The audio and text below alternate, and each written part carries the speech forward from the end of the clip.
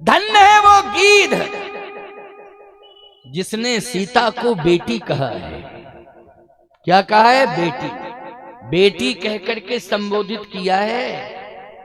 बोलो, ये सम्मान किया है कि नहीं किया है? बेटी का सम्मान किया है, बेटी का सम्मान किया है, बेटी कह करके संबोधित किया है। सीते पुत्री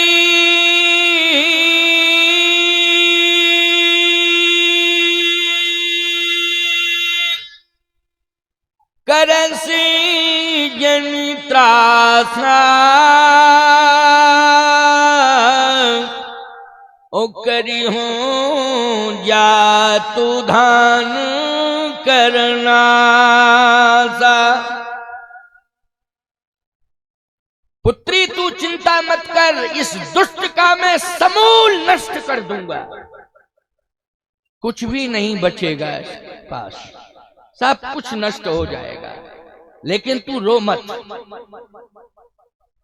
मैं अभी आ रहा हूं। मैं तेरे सम्मान के लिए प्राण भी गंवा दूंगा, लेकिन जब तक जिंदा रहूंगा तब तक तेरे सम्मान को नहीं जाने दूंगा। प्राण गंवाने पड़े तो प्राण गंवा दूंगा। बोलो, ये उत्कृष्ट सोच है कि नहीं? अब भगवान क्यों नहीं मोक्ष के द्वार खोल देंगे? द्वार क्या खोलेंगे, भगवान स्वयं भगवान बना करके भेज देंगे उसे। अब द्वार क्या खोलना है, अपने आप खुल जाएंगे द्वार। पुत्री कहा, क्या कहा? पुत्री। कितना अच्छा संबोधन है। ग्रंथ आपको मर्यादा सिखाते हैं, बोलना सिखाते हैं, चलना सिखाते हैं, रहना सिखाते हैं, और आपके लिए एक सुंदर मोक्ष का मार्ग बना देते हैं कि लो, इस पर चल के जाओ, गारंटी के साथ मोक्ष मिलेगा। किंचित मात्र भी इसमें संशय नहीं करना चाहिए। गिद्धराज जी ने कहा, पुत्री। ये आवाज कहां से आई? जनकपुर से आई क्या? जनक जी की आवाज थी? नहीं, जनक की आवाज नहीं थी, जटायु की आवाज थी। किसकी आवाज? जटायु की। और जटायु कौन है? के गीध अधम खगयाम भोगी। अधम खग है, आमिष भोगी है, लेकिन वो सीता जी को पुत्री कह रहा है। जनक जी महाराज को जो सौभाग्य नहीं मिला है, वो जटायु को सौभाग्य मिला है। किसको? जटायु को। जो दशरथ जी को सौभाग्य नहीं मिला है, वो जटायु को सौभाग्य मिला है। एक बड़ा अच्छा भाव आ गया। जब दशरथ जी महाराज की अंतिम श्वास निकलने लगी तो उन्होंने कहा कि कौशल्या, क्या राम आ नहीं सकता है? मेरी अंतिम क्रिया करने के लिए राम आ जाए, तुम प्रयास करो। क्योंकि अब वो मेरे सामने अभी नहीं आएगा, जिंदा हूं मैं, नहीं आएगा, लेकिन मेरे प्राण निकल जाएंगे तो मेरी इच्छा है कि मेरी अंतिम क्रिया राम के हाथ से हो। क्यों? हर माँ बाप चाहते हैं कि बड़ा बेटा हमारी अंतिम क्रिया करे। माँ बाप के मन में तो यही रहता है, बड़ा बेटा करे, और नहीं है तो सबसे छोटा बेटा करे। लेकिन बड़ा है तो कौन करे? बड़ा। क्यों करे बड़ा? क्योंकि उसे बाप का स्थान मिलने वाला है। बोलो भाई, मिलने वाला है कि नहीं? बाप के मरने के बाद उस बड़े बेटे को कौन सा स्थान मिलने वाला है? बाप का स्थान मिलने वाला है। यही हमारी भारतीय सनातन संस्कृति है। दशरथ जी ने भी यही सोचा, और आप भी कहते हो। एक बार तो एक सज्जन मेरे सामने ज्यादा रोने लगे, तो मैंने कहा, क्यों रो रहे हो? बोले महाराज जी इसलिए रो रहा हूं, सब कुछ है लेकिन संतान नहीं है। मेरी अंतिम क्रिया कौन करेगा, मेरी कपाल क्रिया कौन करेगा। मैंने कहा घबराओ नहीं, परेशान मत हो, भजन को बढ़ा दो, ज्यादा से ज्यादा भजन बढ़ाना। तो ये मत सोचना कि मेरी अंतिम क्रिया कौन करेगा, क्योंकि अंतिम क्रिया बेटे के हाथ से होती है तो मोक्ष मिल जाता है। मैं कहता हूं ज्यादा से ज्यादा तुम भजन करोगे तो तुम्हारा भजन ही तुम्हें मोक्ष दिला देगा, बाकी सोचने की आवश्यकता नहीं। मैंने उससे संतुष्ट किया। तब तक दूसरा बोला भैया हम जो भुगत रहे हैं तुम मत भुगतो ऐसा। क्यों? बोले तुम कहते हो कि मेरी मरने के बाद मेरा बेटा होता तो कपाल क्रिया करता, मेरा बेटा तो जिंदगी में रोज कपाल क्रिया कर रहा, मेरी रोज ही करता है कपाल क्रिया। ऐसे ऐसे भी बोलो बेटे नालायक पड़े हैं संसार में जो माँ बाप के ऊपर डंडे से प्रहार कर रहे हैं। कितने बाप रो रहे हैं।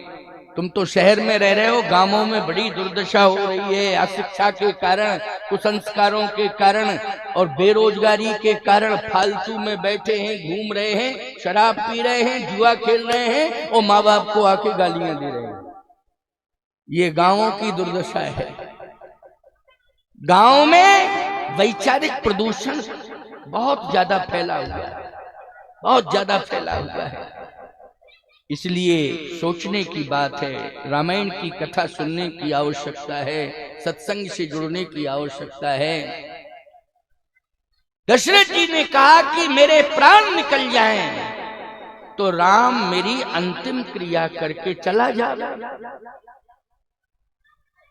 कौशल्या जी ने कहा महाराज घबराओ नहीं, धीरज धरिए तो पाइए पार, धीरज रखिए। लेकिन राम जी नहीं आए। लेकिन वही राम गीधराज जटायु की अंतिम क्रिया करने के लिए पहुंच गए। क्यों पहुंच गए कि नहीं पहुंच गए? अब बताइए, जो सौभाग्य महाराज दशरथ को नहीं मिला वो सौभाग्य किसे मिल गया? गीधराज जटायु को मिला। ये स्पष्टीकरण है, बोलो इस कथा में कोई वैसी बात नहीं है। वो राम स्वयं पहुंच गए। जब तक श्री राम जी नहीं पहुंचे तब तक प्राणों को रोक के रखा है जटायु जी। और दशरथ जी 14 साल प्राण नहीं रोक पाए अपने। रोक लेते तो राम जी तो लौट के आ ही जाते, क्यों भाई आ जाते कि नहीं आ जाते। लेकिन 14 साल नहीं रोक पाए प्राण। और गीधराज जटायु तब तक प्राण रोके रहे जब तक राम जी आ नहीं गए। ये ताकत किससे मिली है सोचो? पवित्र दृष्टिकोण से। किससे? पवित्र दृष्टिकोण से ये ताकत मिली है। आंख तो सबके पास होती है, दृष्टि आंख सबके पास होती है, लेकिन पवित्र दृष्टिकोण सबके पास नहीं होता है। दृष्टि तो पापियों को भी मिली है, दृष्टि पुण्यात्माओं को भी मिली है, लेकिन पवित्र दृष्टिकोण सबको नहीं मिला है। इसलिए दृष्टि का महत्व नहीं है जितना पवित्र दृष्टिकोण का महत्व है। इसलिए दृष्टिकोण अच्छा होना चाहिए। जटायु जी का दृष्टिकोण, सीत पुत्री करसी जन त्रासा, ओ करी हूं जातु धान करना सा। पुत्री मैं आ रहा हूं, तू चिंता मत कर, तेरा बाप अभी जिंदा बैठा है। जटायु जी की वो वाणी सुनी श्री जानकी जी ने तो सोचा कि आवाज आ रही है, लेकिन सामने आवे तब ना। थोड़ा सा सोच ही रही थी, इतने में गीधराज जी आ गए और रावण से कहा, रे दुष्ट, है दुष्ट, रुक। रावण ने दुष्ट शब्द पहली बार सुना, क्योंकि रावण से कौन दुष्ट कहेगा, हिम्मत किसकी है। पहली बार दुष्ट शब्द सुना। रावण की तो सब स्तुति करते थे, वंदना करते थे, क्यों भाई करते थे। लेकिन गीधराज जटायु ने क्या कहा, मुंह पर कहा दुष्ट, मुंह पर, पीठ पीछे कोई कहे अलग बात, मुंह पर कहा दुष्ट रुक। रावण ने कहा तू बूढ़ा है और वो भी पक्षी है। गीधराज जी ने कहा मैं पक्षी हूं, लेकिन याद रखना तू मेरे राम का विपक्षी है। क्यों भाई, राम का विपक्षी कौन है, रावण है ना। अच्छा, राम का पक्षी कौन है, जल्दी बोलो। जटायु। बोलो भाई, जटायु कौन है, राम का पक्षी, और रावण विपक्षी। रावण ने कहा तू पक्षी है, जटायु बोला तू विपक्षी है। इतना ही तो अंतर है मुझ में तुझ में। मैं राम का पक्षी हूं, तू राम का विपक्षी है। हमारा तेरा युद्ध होगा, युद्ध होगा हमारा तेरा। रावण ने कहा कि तेरे पास कोई शस्त्र है। गीधराज जी ने कहा शस्त्र है। रावण ने कहा मुझे दिखाई नहीं दे रहा है। गीध ने कहा तू अंधा हो गया है, इसलिए तुझे शस्त्र दिखाई नहीं दे रहा है, अंधा हो गया। रावण बोला अंधा कैसे हो गया हूं, तू दिखाई दे रहा है लेकिन तेरे पास का शस्त्र दिखाई नहीं दे रहा है, मैं कैसे अंधा हूं। गीध ने कहा जो बहन बेटी को ना पहचाने उससे बड़ा अंधा दुनिया में कोई नहीं है। जो बहन बेटी को ना पहचान पावे, माँ को ना पहचाने, उससे बड़ा अंधा कोई हो सकता है। तू अंधा है, अंधा है। रावण ने कहा ऐसा बोलने वाला तो आज तक नहीं मिला। इतना ललकार के, इतना ललकार के बोल रहा है। देखने में ये पक्षी लग रहा है लेकिन योगी है। क्यों भाई, अच्छा योगी था वो, ऐसी बात है। जो श्री राम की गोद में प्राण त्यागे, बोलो है योगी के लिए। श्री राम जिसे बार बार पिता कह करके संबोधित करें, बोलो है योगी के लिए। क्योंकि राम ने पिता योगी को ही बनाया था। जनक जी योगी हैं, बोलो राम जी दामाद बन गए तो पिता बना लिया कि नहीं, जल्दी बोलो। बोलो अब तुम लोग लखनऊ में रहे तो तुम्हें योगी ही दिखाई देते। भाई हम तो रामायण की कथा कह रहे हैं, हम रामायण की कथा तुम्हें सुना रहे हैं और सिद्ध भी करके बता रहे हैं। बोलो बता रहे हैं कि नहीं बता रहे हैं? ये सत्य है। जनक जी जैसा योगी पूरे ब्रह्मांड में नहीं। क्यों? ब्रह्मा विष्णु महेश इन तीनों ने ये कहा है कि जहां मेरा मन नहीं जाता है वहां जनक जी का मन जाता है। समझ रहे हो कि कहे कहां मन नहीं जाता है? अब सुनिए जरा, उदाहरण दे रहा हूं, एक एक बात को सुनते जाओ। 8 बजने वाले हैं, 8-10 कथा बस। क्योंकि तुम सब प्रेमी हो, मैं कथा सुनाने के लिए ही आया हूं और तुम लोग सुनने के लिए आए हो, बैठे भी हो। आज पांडाल भी बढ़ा दिया गया, कुर्सियां भी बढ़ गई हैं। क्यों भाई, बढ़ गई कि नहीं? कुर्सियां बढ़ गई कि नहीं? अच्छा, बिहार में सीटें बढ़ गई वहां भी बढ़ाना है क्यों? लखनऊ में बढ़ गई हैं, ठीक है, वो तो अच्छी बात। सुनते जाओ जरा, बढ़िया बात सुना रहा हूं, ऐसी बात नहीं है। आनंद लो, आनंद देने के लिए ही मैं आया हूं। आनंद लो। वैसे तो घर में रोते रहते हो, ऑफिस में भी रोते ही रहते हो। आपको क्यों रोते रहते हैं? आज कोई देने वाला नहीं आया, ऐसे ही निकल गया, या किसी को देते देखा है तो रो रहे हो। क्यों भाई? किसी को देते हुए देखा है तो रो रहे हो। किसान खेत में रो रहा है, क्यों? जो बीज बोया था इतना पानी बरस गया कि वो खत्म हो गया, वो भी रो रहा है। क्यों भाई? रो रहा है कि नहीं रो रहा है? किसान भी रो रहा है। याद रखना, घर घर में इंसान रो रहा है, लेकिन यदि तुम्हें खुशियां कहीं मिल रही हैं, आत्म परितोष अगर मिल रहा है, तो संत वाणी सुन करके मिल रहा है, सत्संग में मिल रहा है। इसलिए आनंद ले ले, आनंद ले ले। सुखी मीन जहाँ नीर अगाधा, ओ जिम हरि शरण नये कऊ बाधा। जिम हरि शरण नये कऊ बाधा।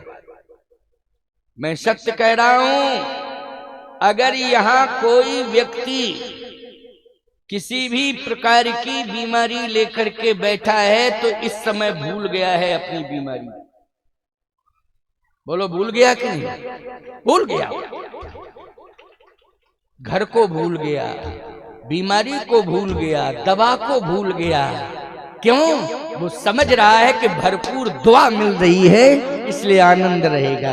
क्या रहेगा? आनंद ही आनंद रहेगा। दुआ घर को भी भरपूर संपत्ति और भक्ति से भर देगी। क्यों? घर को संपत्ति और भक्ति से क्या भर देगी? दुआ। और शरीर को रोग मुक्त भी कर देगी दुआ। यही तो चाहिए, शरीर निरोगी हो और घर में संपत्ति हो और भक्ति हो, यही चाहिए। सब कुछ मिल रहा है। शीतल सुखद छाही जहीं कर की, दुआ का संबंध है हाथ से। दुआ किससे मिलती है? हाथ से। शीतल सुखद छाही जहीं कर की, मैटत पाप ताप माया, निशिवासर तहीं कर सरोज की, चाहत तुलसीदास छाया। यह है दुआ की महिमा। वो तुम्हें मिल रही है दुआ की महिमा। क्यों याद आएगा घर? क्यों याद आएगा घर का बिस्तर? क्यों याद आएगी नींद? इस समय तो आनंद लो, आनंद लो। तो गीधराज जी ने कहा कि मैं तुझे सबक सिखाऊंगा। रावण ने कहा शस्त्र? गीध ने कहा शस्त्र है मेरे पास, तुझे दिखाई नहीं दे रहा? रावण ने कहा कि मेरे शस्त्र तुझे दिखाई दे रहे हैं। गीध ने कहा मैं तेरे शस्त्र नहीं देख रहा, मैं अपनी बेटी को देख रहा हूं। किसे देख रहा हूं? मुझे बेटी दिखाई दे रही है, तेरे हथियार थोड़ी दिखाई दे रहे हैं। अच्छा बोलो, हथियार अगर दिखाई देते तो हथियारों के सामने तो व्यक्ति दूरियां करने लगता है, लेकिन नहीं नहीं नहीं, नहीं, हथियार हथियार में देख ही नहीं रहा हूं, मैं अपनी बेटी को देख रहा हूं। रावण ने कहा अच्छा पहले तुझे मौका दे रहा हूं, बाद में मैं, पहले तुझे मौका दे रहा हूं। क्योंकि वो जान रहा था इसके पास कुछ है ही नहीं, इसलिए रावण अकड़ मकड़ में बोला कि मैं पहले तुझे मौका दे रहा हूं। इसलिए पहला वार किसने किया है? जटायु ने। चौचन मारी बिदार सी देही, और दंडे के भई मूर्छाते ही, चोट का प्रहार किया। अच्छा, जैसे चोंच का प्रहार किया तो ब्रह्मा जी बोले रुको रुको रुको रुको। जटायु जी ने कहा क्यों रुकूं? कहा इसलिए रुक जाओ क्योंकि चोंच का प्रहार तो करना, सारे अंगों को प्रभावित कर देना, लेकिन बस खोपड़ी को बचाना। कहीं नुकीली चोंच ब्रेन में चली गई और हेमरेज हो गया तो गड़बड़ाई हो जाएगा। मरेगा नहीं, भले ही मैंने लिखा कि राम के हाथ से मरेगा, लेकिन मरेगा नहीं तो कोमा में तो चला जाएगा। क्यों भाई? कोमा में अगर चला गया तो युद्ध कैसे होगा? बोलो भाई, लीला फैल कुछ नहीं। कितने लोग हैं जो कई साल से कोमा में पड़े हुए हैं, ना हिल पा रहे हैं, ना डुल पा रहे हैं, ना मर पा रहे हैं, ना बोल पा रहे हैं, बस पड़े हुए। इसलिए ब्रेन को बचाना, सिर को। और देखो रामायण की पंक्ति स्पष्टीकरण दे रही है क्या? चौचन मार विदार सिदेही देही, दे सिर बचाया है, दे। ऐसा प्रहार चोंच का किया कि अविरल रक्त प्रवाह होने लगा। जैसे प्रवाह देखते हो ना, नदी में वेग आ जावे, बरसात की नदी का प्रवाह कितना वेग, प्रबल वेग होता है, वैसे ही शरीर से रक्त निकल रहा है प्रबल वेग के साथ रावण के शरीर से, क्योंकि बहुत ज्यादा हीमोग्लोबिन था उसके शरीर के अंदर, है कुछ बचा ही नहीं था, सब खा गया है। सारा का सारा खून, मैं कहता हूं 75% खून तो जटायु जी ने निकाल दिया उसको। उसकी ताकत को कमजोर किसने किया? बोलो भाई, रावण की ताकत को कमजोर किया, मनोबल को भी कमजोर किया, और उसके अंदर जो ताकत थी, ऊर्जा थी, उसे भी डाउन कर दिया। किसने किया? गीधराज जी ने। गीधराज जी ने। रावण बेहोश हो गया। बोलिए चोंच का कमाल। अब जैसे ही बेहोश हुआ तो जो पक्षी थे, गीध जाति के पक्षी, वो सब आ गए और कहने लगे जटायु तुम संघर्ष करो, हम तुम्हारे साथ हैं। क्योंकि वो समझ गए कि ये तो बेहोश हो गया, अब कम से कम लाभ ही ले लो।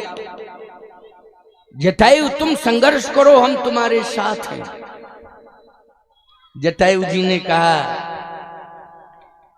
इतना सहयोग कर दो, ज्यादा कोई सहयोग की अपेक्षा नहीं है आप सबसे, लेकिन इतना सहयोग करो। कितना? अभी मैं जी भर के लड़ूंगा इससे, लेकिन थोड़ा सा मैं अपनी बेटी सीता को गुफा के अंदर सुरक्षित करके आऊं। अगर कहीं ये होश में आ जाए तो इसे जाने मत देना, रोकना इसको। वाह, ये साहस है। बोलो है कि नहीं? कितना बड़ा साहस। मैं आऊंगा और इससे लड़ूंगा, जी भर के लड़ूंगा, या तो आज प्राण ले लूंगा या प्राण दे दूंगा, लेकिन जब तक मैं लौट के ना आ जाऊं तब तक जो है इसको जाने मत देना। इतना सहयोग करते। ये हमारे देश के पक्षी की आवाज। बोलो है? लोग कहते हैं कि भारत भारत भारत, भारत में भरपूर ताकत है, भारत में भरपूर ज्ञान है, विज्ञान है, शक्ति है और सहिष्णुता है। भारत में सब कुछ है। पूरी दुनिया में जितना नहीं है जितना दुनिया के अंदर भारत में। सावधान, जिसने भी लिया है भारत से लिया है। बोलो लिया है कि नहीं लिया? अंग्रेजों ने कहां से लिया है धन? भारत से लिया है। बोलो लिया है कि नहीं लिया है? लूट के ले गए। इसलिए भारत में शक्ति भी है। देखो गीध की शक्ति, पक्षी की शक्ति देखो कितनी बड़ी ताकत है। गीधराज जी चले गए सीता जी को लेके गुफा के अंदर। लेके गए हैं गीधराज जी किसको? श्री जानकी जी को गुफा के अंदर। और आंखों से आंसू निकल पड़े। कहा बेटी सोने के महलों में रही हो, लेकिन मैं ऐसा बाप हूं कि मेरे पास तो ये टूटी फूटी पुरानी गुफा है।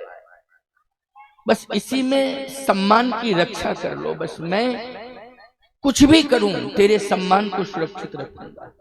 बस गरीब के यहाँ भी बेटी हो जाती है। चार दीवारी नहीं है बहुत से गरीबों के यहाँ, केवल वहां लकड़ी और घास फूस का इंतजाम है कवर्ड के लिए, याद रखना।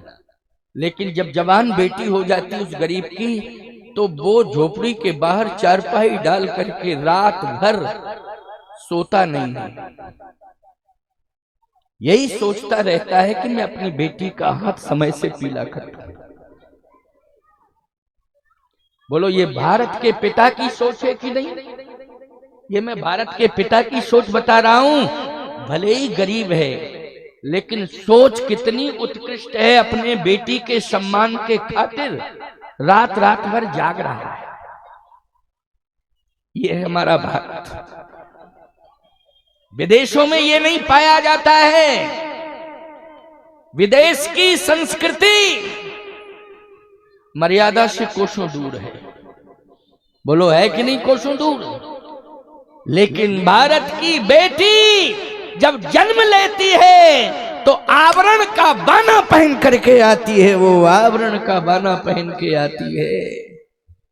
ये वस्त्र तो तुम बाद में देते हो, क्यों भाई? कपड़े बाद में देते हो, लेकिन पहले से ही वो मर्यादा का आवरण पहन करके आती है। भारत की बेटियों, बहुत उतावला होने की आवश्यकता नहीं है। तुम अपने माता पिता की मर्यादा पर ध्यान दो, भारत देश की अस्मिता पर ध्यान दो, क्योंकि बहुत सी आशाएं अपेक्षाएं लगी हुई हैं। बहुत जल्दी उतावलापन की आवश्यकता नहीं है, क्योंकि तुम्हारा बहुत बड़ा सम्मान है। तुम्हारा विवाह हो जाता है, माता पिता अंतिम श्वास तक तुम्हारा ध्यान रखते हैं। बोलो रखते हैं कि नहीं? अंतिम श्वास तक। अगर उनके सम्मान पर तुमने पानी फेर दिया तो बहुत बड़ा गुनाह हो जाएगा, बहुत बड़ा अपराध हो जाएगा। ऐसा भी हो सकता है कि कहीं ना कहीं माता पिता आत्महत्या न कर दें। ऐसी कंडीशन भी पैदा हो सकती है, हुई है, कई घरों में हुई है। नहीं नहीं नहीं बेटियों, गीधराज जटायु के प्रसंग से शिक्षा लो कि आज बेटी के सम्मान को बचाने के लिए गुफा के अंदर ले गया। पक्षी की सोच है ये, जबकि कितना सामर्थ्य रखने वाली बेटी है। रावण तो जल के भस्मीभूत हो जाता। अगर एक बार सीता जी क्रोध भरी दृष्टि से देख देती तो रावण भस्मीभूत हो जाता। लेकिन नहीं, ये चरित्र का जो विस्तार हो रहा है ये शिक्षा देने के लिए। किसके लिए? शिक्षा देने के लिए। आज सीता जी ने स्वीकार की उस गुफा को, स्वीकार किया है उस गुफा को, गई है वो गुफा के अंदर। गीधराज जटायु फिर आए, लौट के आए। और जैसे ही लौट के आए तो यही तो दुर्भाग्य है कि समाज कितनी बड़ी गलती करता है कि जिसके साथ घटना घटती है पड़ोसी कहता है कि हमें क्या लेना देना, कौन हमारे साथ ये घटना घटी है। नहीं नहीं, कल तुम्हारे साथ भी यही होने वाला है, और परसों तुम्हारे बगल वाले के साथ यही होने वाला है, और बरसों में सब प्रभावित हो जाएंगे, सब प्रभावित हो जाएंगे बरसों में। खबरदार, ये पक्षी अगर भूल ना किए होते तो गीध के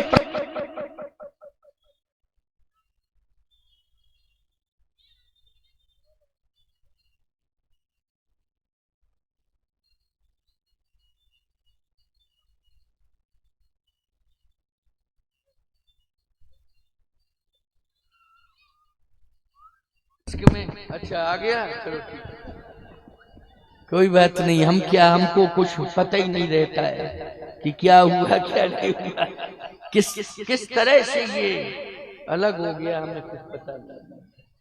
आइए सुनिए, क्या करें, 8:15 हो गए, फिर भी अभी चलो 5 मिनट और सुन लो, जल्दी जल्दी में सुनाऊं, बहुत सी बातें कहने के लिए रह गई हैं, लेकिन फिर भी मैं सुनाऊं तुम्हें 10-5 मिनट और सुनाऊं, विश्रामित करूंगा वाणी को।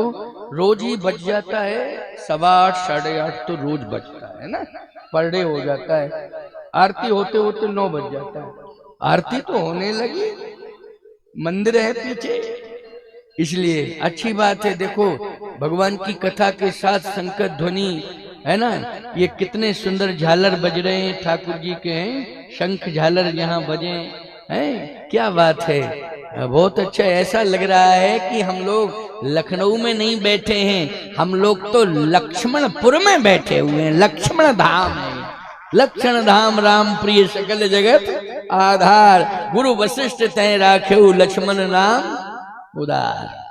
इसलिए लखनऊ नहीं है ये, लक्ष्मणपुर, लक्ष्मण धाम हो गया कि नहीं, आनंद लो। तो आइए सुनिए, अंतिम बात सुनो। गीधराज जटायु का साथ पक्षियों ने नहीं दिया, ये सब चले गए, केवल नारेबाजी करते रहे, लेकिन ये रुके नहीं। अगर ये रुके होते तो बोलो भाई, गीधराज जी पर आक्रमण पलटवार जब किया है रावण ने, तो उस समय अनेक पक्षी होते तो कहीं ना कहीं सहयोग होता, लेकिन सब पलायनवादी हो गए, उड़ गए। रावण जैसे ही होश में आया, गीधराज जी देख रहे हैं कि ये होश में आ गया, और गीध के सामने ही तलवार निकाली है, कराल कृपाण, गीध के सामने ही निकाली, लेकिन गीधराज जी पीछे नहीं हटे। उन्होंने कहा कि ठीक है मैं मर जाऊंगा, लेकिन जब तक जिंदा रहूंगा तब तक बेटी का सम्मान सुरक्षित रखूंगा। तव सक्रोध निश्चर खिसियाना, कारिषि परम कराल कृपाना, कराल कृपाण निकाली उसने, बस पंखे ही तो थे उसके पास, उड़ने के लिए पंखे थे, बस रावण ने उसी कराल कृपाण से पंखों पर प्रहार कर दिया, पंखों पर। काटिसी पंख पराखग धरणी, सुमिरि राम कर अद्भुत करणी, कराल कृपाण से दोनों पंख काट दिए।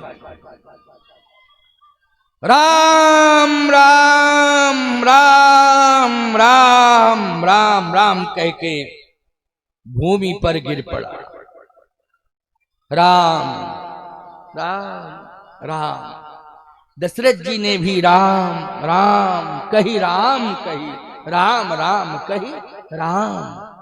तन पर हरि रघुवर बिरय राव गए सुरधाम, लेकिन गीध ने भी सुमिरि राम कर अद्भुत करनी, राम राम राम राम कह करके भूमि को स्वीकार कर लिया और भूमि पर गिर पड़े, मरे नहीं।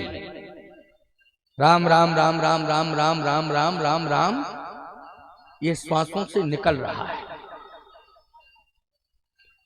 कितनी बड़ी बात है कि भगवान आ गए, भगवान आ गए, और जैसे ही भगवान आए तो भगवान ने देखा कि ये कुछ बोल रहा है पक्षी, लेकिन बोल क्या रहा है।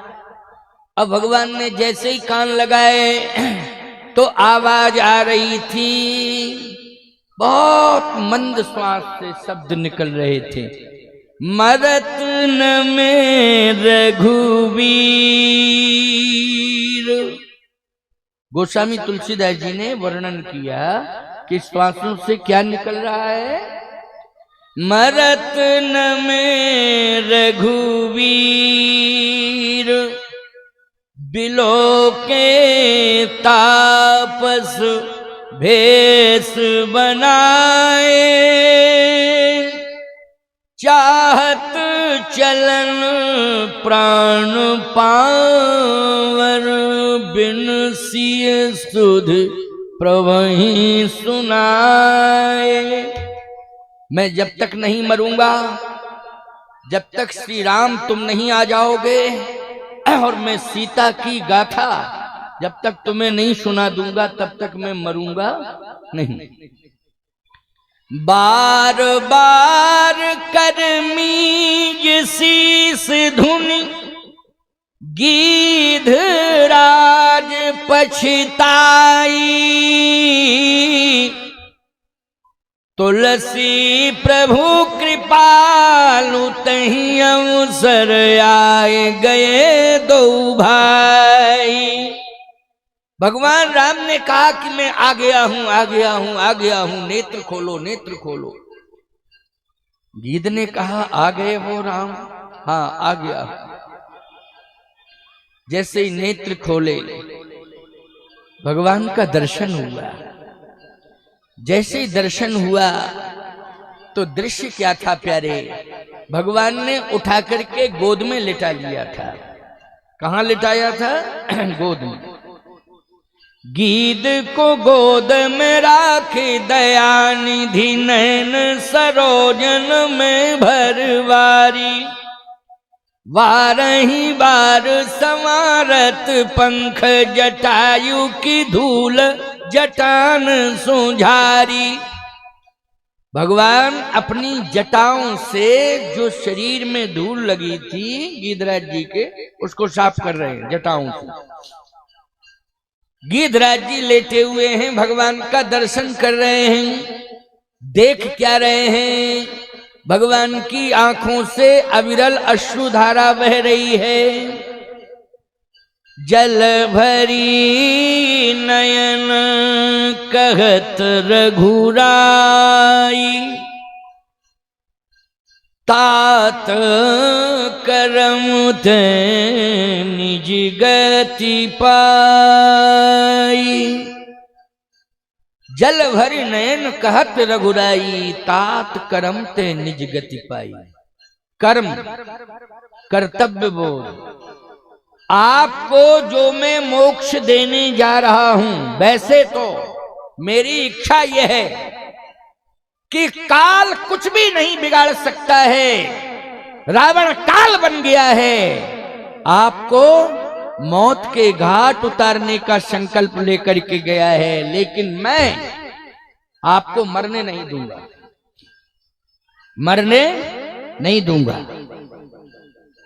गीधराज जटायु ने कहा मरने नहीं दोगे? कहे ना, क्यों नहीं मरने दोगे?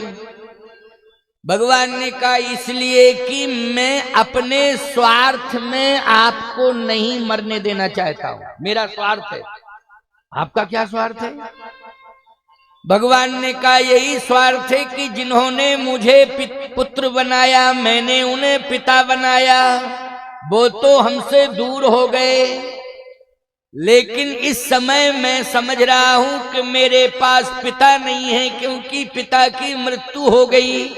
और आज मैं ये सोच रहा हूं कि आप मुझे स्वीकार कर लें पुत्र के रूप में, मैं आपको पिता के रूप में स्वीकार कर लूं। मैं जन्म देने वाले पिता की सेवा नहीं कर पाया, लेकिन मैं पुत्र बन करके आपकी सेवा करना चाहता हूं। पुत्र बन के आपकी सेवा करना चाहता हूं। मैं नहीं कह रहा हूं, तुलसीदास जी महाराज कह रहे हैं। लीजिए आप सुवन सेवा सुख, मोह पितु को सुख दीजिए। लीजिए आप सुवन सेवा सुख, मोह पितु को सुख दीजिए। आप पिता बन जाए, मैं पुत्र बन करके, राम जी कह रहे मैं आपकी सेवा करूंगा। बोलो बहुत बड़ी बात है कि नहीं? किसके कारण? कर्तव्य, कर्तव्य। इसलिए मैं कहता हूं कि कर्तव्य बोध होना चाहिए। कर्तव्य बोध जिसके जीवन में है तो कर्मण्येवाधिकारस्ते मा फलेषु कदाचन, फिर उसे फल की आशा ही नहीं रखना चाहिए, अपने आप भगवान फल दे ही देता है। ये श्रीमद् भगवत गीता का सिद्धांत है। बोलो है कि नहीं? भगवत गीता, श्रीमद् भगवत गीता का सिद्धांत है, भगवान के श्री मुख का वाक्य है। स्वयं भगवान बोल रहे हैं तो विश्वास करने की आवश्यकता है। गीधराज जटायु ने कहा नहीं, जो सुख महाराज दशरथ को नहीं मिला वो मुझे मिल रहा है। आपकी गोद में वो प्राण नहीं त्याग पाए अयोध्या नरेश, लेकिन आज मैं आपकी गोद में प्राण त्याग रहा हूं, इसलिए दशरथ से ज्यादा भाग्यवान दशरथ जी को वो सौभाग्य नहीं मिला है जो मुझे मिल रहा है। और मैं प्राण त्यागूंगा त्यागूंगा त्यागूंगा। भगवान ने कहा तो कुछ मांग लो, मैं आपको दूंगा। गीधराज जी ने कहा मुझे कुछ भी नहीं चाहिए, कुछ भी नहीं चाहिए, लेकिन मैं इसलिए जीवित था क्योंकि मैं संदेश देना चाहता था आपको। क्या संदेश? नाथ दशानन यही गति कीन्ही, उतहि खल जनक सुताहर लीनी। ले दक्षिण दिश गयउ गुसाई,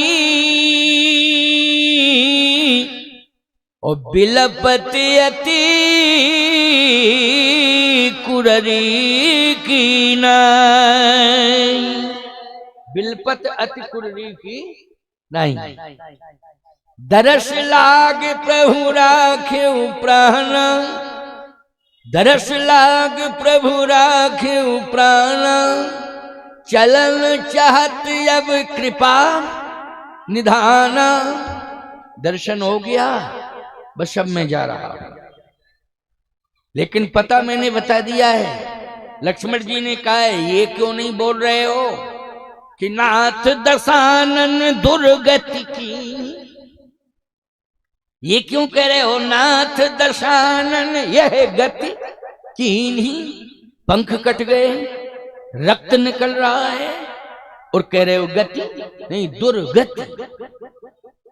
गीधराज जी ने कहा नहीं, दुर्गति करने वाले के प्रति मैं यही कहूंगा कि उसने मेरी गति कर दी। अगर रावण ने मेरे पंख काट के ये दुर्गति न की होती तो आज आपकी गोद में लेटने की मुझे गति कैसे मिलती कि आज मैं आपकी गोद में लेटा। जब तक ये पंख बने रहे जाने कहां कहां ले गए, लेकिन जहां आप थे आपके पास नहीं ले गए। ये बड़े बेईमान पंख हैं, ये पता नहीं कहां कहां ले गए मुझे, लेकिन जहां आप थे वहां नहीं ले गए ये पंख। मैं धन्यवाद देता हूं रावण को कि उसने इन पंखों को दूर कर दिया, नहीं तो मेरी जिम्मेवारी थी पंख रहते उड़ के आपके पास जाता। लेकिन आज रावण ने मुझे पंख से दूर कर दिया है तो आपकी जिम्मेवारी बन गई। आप स्वयं चल के मेरे पास आ गए और गोद में लिटा लिया। ये पंख जब तक अलग नहीं हुए तब तक आप नहीं मिले, पंख अलग हो गए तो आप मिल गए। अच्छा बोलो भाई, सोच सकारात्मक है कि नहीं? जल्दी बोलो, सोच कैसी है? सकारात्मक सोच है। थोड़ा सा बुखार आ जाता है ना तो सबसे पहले भगवान के लिए कहते हैं आज से पूजा करना बंद। तुम्हारे चक्कर में ठंडी लग गई मुझे, सुबह सुबह स्नान करना पड़ा पूजा के चक्कर में, पूजा करना बंद। नहीं नहीं नहीं, गीधराज से शिक्षा। जब पंख कटे तो राम राम राम राम कहा। प्रभु राम आ गए तो रावण को भी कह दिया है कि नहीं नहीं, उसने मेरे साथ जो किया है वो मैं अपने लिए तो स्वीकार करता हूं कि मुझे तो मोक्ष मिल रहा है, लेकिन उसने एक काम गलत किया है। तई खल जनक सुता हरली, वो खल इसलिए है कि उसने सीता जी का हरण किया है, लेकिन अपने लिए क्या कहा, नहीं नहीं मेरे लिए तो अच्छा किया उसने, क्योंकि पंख नहीं रहे तो आप आ गए और गोद मिल गई आपकी, अब मैं प्राण त्याग रहा हूं, अब जा रहा हूं, प्रभु जाने दो मुझे। भगवान रो रहे हैं गिधराज जी के जाने पर जल भरी नयन, लेकिन भगवान ने एक बात कही, अचल करहु तन राखहु ताता, राम कहा तन राखहु ताता, तो मुख मुस्काए कही तही बाता। मुख मुस्काए, भगवान राम के सामने मुस्कुराने लगा गीध। राम जी रो रहे हैं लेकिन गीधराज जी मुस्कुरा रहे हैं।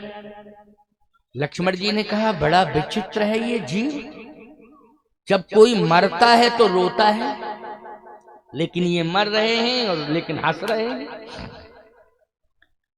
क्यों?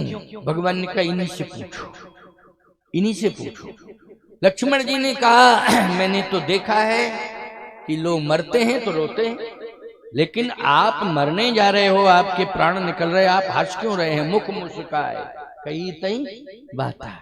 तो गीध ने कहा कि संसार के लोग इसलिए मरते हैं कि वो पश्चाताप की अग्नि में झुलसते रहते हैं, और जब मरते हैं तो अपने कर्मों का चिंतन करते करते रोते हैं।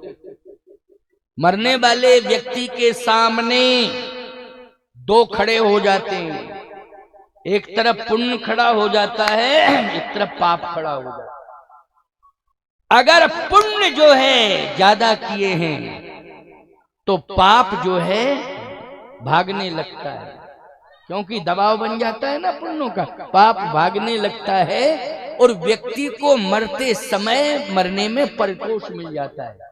लेकिन पाप अगर ज्यादा होते हैं तो पुण्य फिर छिप जाते हैं, और पापों को देख देख करके फिर वो व्यक्ति रोता रहता है। किसको देख के? पापों को देख के। इसलिए इतने पुण्य करो, इतने पुण्य करो कि अनजाने में अगर पाप भी हो गया है तो वो पराजित हो जावे, पलायन करने लग जावे। समझ गए हो कि नहीं? इतने पुण्य करो, क्योंकि पाप हो जाते हैं, न चाहने के बाद भी हो जाते हैं। पाप है वो तो हो जाते हैं। शरीर है मानव का गुण और दोष से बना हुआ है, क्यों बना है कि नहीं बना है? जब गुण और दोष से बना है तो पुण्य भी होंगे और पाप भी होंगे, लेकिन हमें किसको ज्यादा इकट्ठा करना है? पुण्यों को संग्रह करो, ज्यादा से ज्यादा, ज्यादा से ज्यादा, ज्यादा से ज्यादा पुण्य करो।